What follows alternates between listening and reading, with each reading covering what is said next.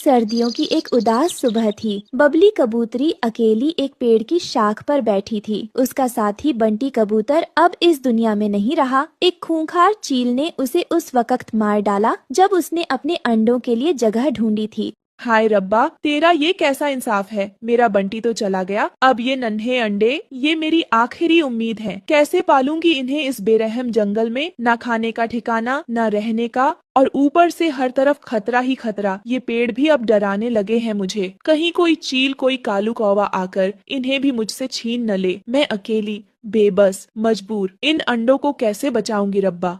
रानो चिड़िया उड़ते हुए पास आती है और उसको हिम्मत देते हुए कहती है, बबली बहन मत रो मेरी जान, तुम अकेली नहीं है, मैं हूँ ना आपके साथ। मैं जानती हूँ तुम क्या महसूस कर रही है। माँ बनना सिर्फ उम्मीद नहीं, जिम्मेदारी भी है, और मैं आपको इस जिम्मेदारी में अकेला नहीं छोड़ सकती। तुम्हारे बच्चे अब सिर्फ तुम्हारे नहीं, मेरे भी हैं। रानो, तुझ जैसी दोस्त अगर हर किसी को मिले तो कोई औरत कभी बेबस न महसूस करे।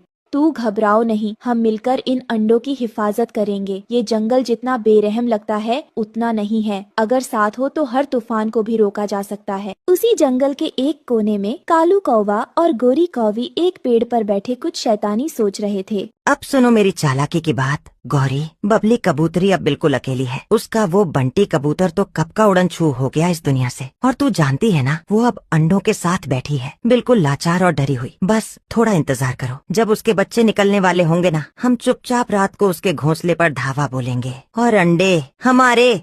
गोरी कौवी हंसते हुए बोलती है, हा हा हा हाय। और फिर उन अंडों को बेचकर क्या करेंगे पता है? सीधे बादाम, काजू और मक्खन वाला पनीर। कुछ देर बाद चील उड़ता हुआ आता है। सुना मैंने सब कुछ कालू, पर ये मत भूलो, जंगल का सबसे बड़ा शिकारी मैं हूँ। अगर मुझे हिस्सा नहीं मिला तो मैं उन अंडों को खुद ही नोच नोच कर खा जाऊंगा, कच्चे, गर्म, मजेदार। अरे नहीं नहीं, अरे मेरे बादशाह साहब, आप हमारे सरताज हैं, राजा हैं जंगल के। आपका हिस्सा सबसे बड़ा होगा पक्का। बस एक अड़चन है, रानो चिड़िया। वो अगर बीच में आ गई तो सारा खेल बिगड़ जाएगा। उसकी दया और बहादुरी से मुझे चिढ़ होने लगी है अब। अगर हमें ये अंडे चाहिए तो पहले उस रानो को इस जंगल से हटाना होगा, हमेशा के लिए। तीनों एक साथ जोर से हंसते हैं। पीछे काली घटाएं छा जाती हैं और दूर कहीं कोई बिजली चमकती है। दूसरी तरफ रानो चिड़िया बबली के लिए खाना खोजने निकलती है। रास्ते में उसे मिट्ठू तोता और हरियाली तोती मिलते हैं।